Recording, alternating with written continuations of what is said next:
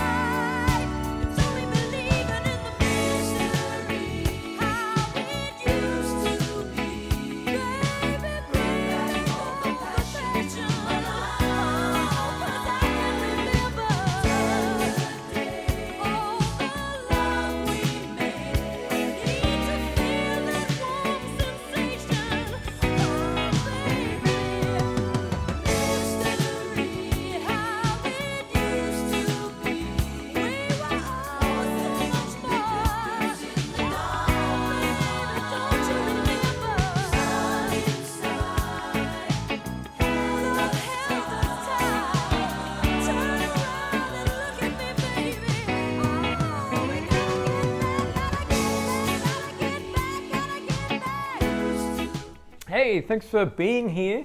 So let's check out what Dave Williams is doing in this track. So we start the track with an octave on the C sharp note. So that's the 9th fret on the high E and the 6th fret on the G string. Just one thing to point out, basically it's just a 1E, 2E, so, okay. But one thing to point out that he does consistently through the whole intro is he hits a ghost note on the upstroke before he does those two hits.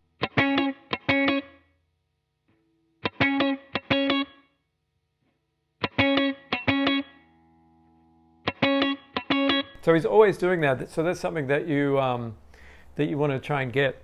So that's just basically, I'm just resting my fingers on the strings to get the ghost notes, and then hitting the 2.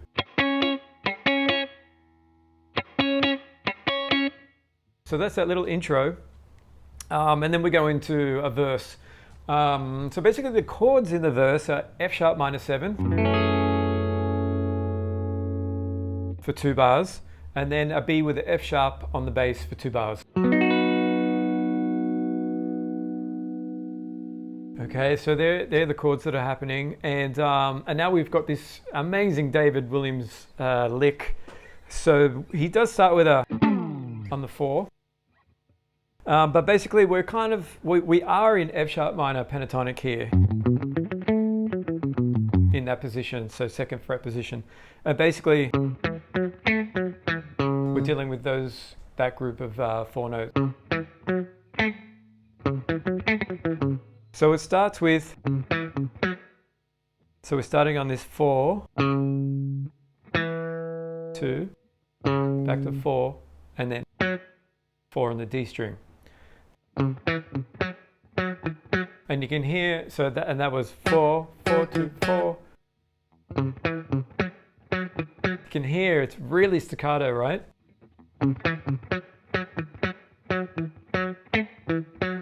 Okay, so that part. 4, 2, 2, 4. Okay, so the phrase is kind of like split up into 2 different, I think of it as 2 different parts. So that's the first part. And then the second part starts the same, but we hold that 4th fret there when we get there. It's a little bit different coming back, so, and then back to the first note. A little bit different there too, so.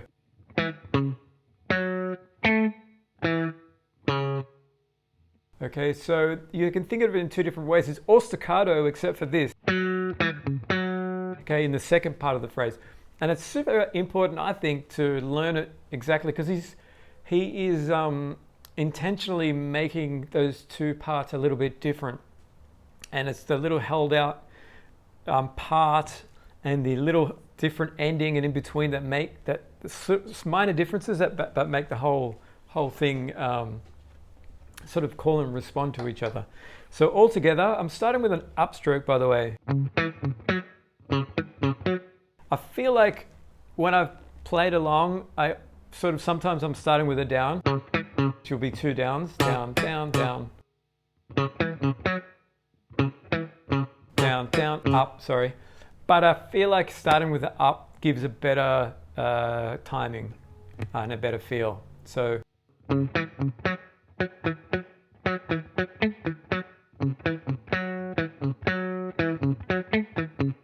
Okay, so there are 2 different parts. For this one I'm using a Fender Medium, because I feel like this part it really seems to dig in, and it gives that really snappy, funky, snappy, poppy sound, right? And I feel like you could really dig in with the medium pick on this kind of a part. So again, 3, 4.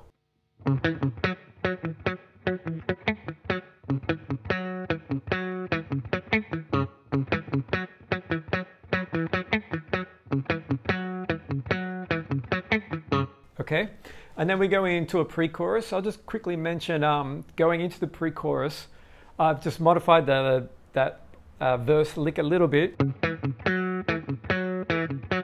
I've stopped there so I can have time to grab that first chord, which is a B minor 7.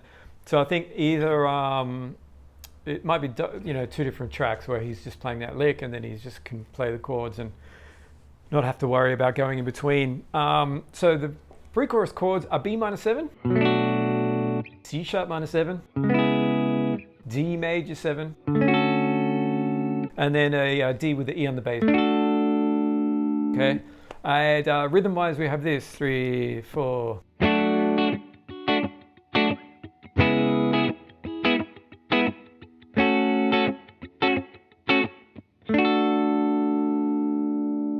Okay, and this is where with the pre-chorus and especially the chorus, we want to, it's cool to practice along because it's a slower track.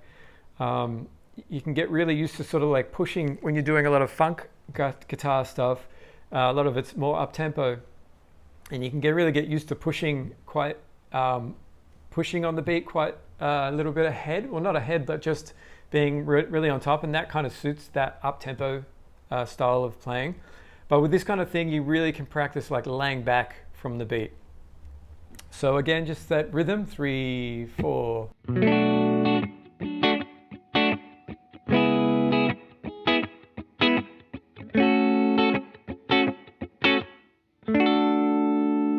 And then we're into the chorus, and the chorus chords are F sharp minor 7, C sharp minor 7, B minor 7, G sharp minor 7, C sharp 7 flat 9.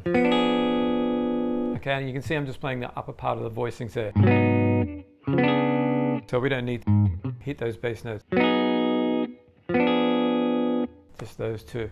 And then the second time it goes to the G sharp again, but then it hits this G major 7 voicing, and he slides up. Okay, so rhythm-wise, let's check it out. 3, 4.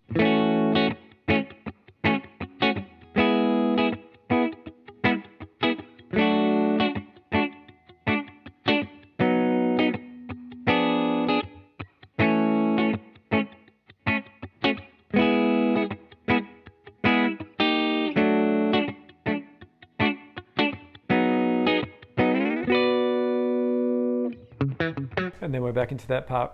One thing to mention the second time through, we've got a descending from C sharp, C minor 7, B minor 7.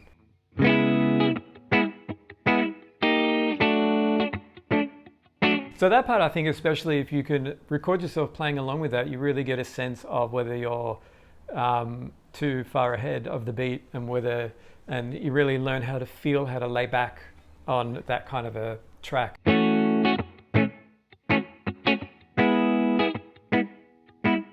Especially those rhythms after the first rhythm.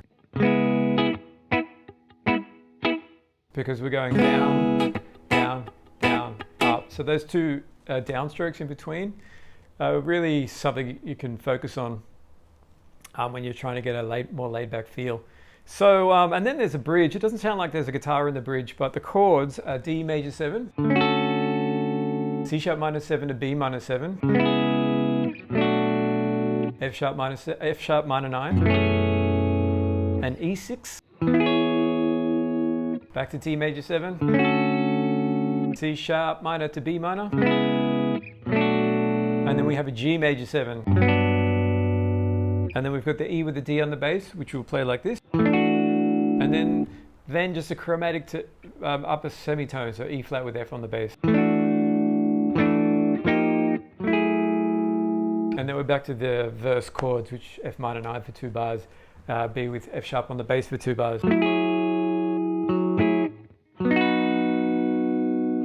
And that's it. And what a cool track, Rod Temperton, absolute legend. We're going to, it reminded me, I haven't done any Heatwave yet.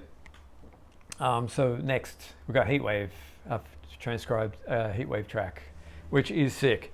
So thanks again. I hope you have a great day, and I shall see you in the next one. Bye-bye.